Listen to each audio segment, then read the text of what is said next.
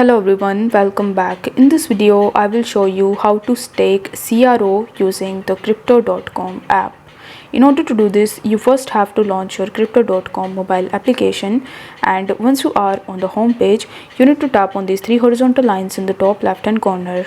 Over here, you are going to see this finance section where you are going to see three options: supercharge, earn and staking. So as you want to stake CRO, you will have to tap on staking, and then you will be landed on this discover page where you are going to see a bunch of different cryptos that you can stake on crypto.com.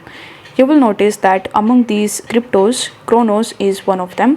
So you will have to select the banner of Chronos, then you will have to enter the amount of Chronos coins that you want to stake. Afterwards, it will show you the estimated APR and the estimated reward you will get. Then it will also show you your staking timeline.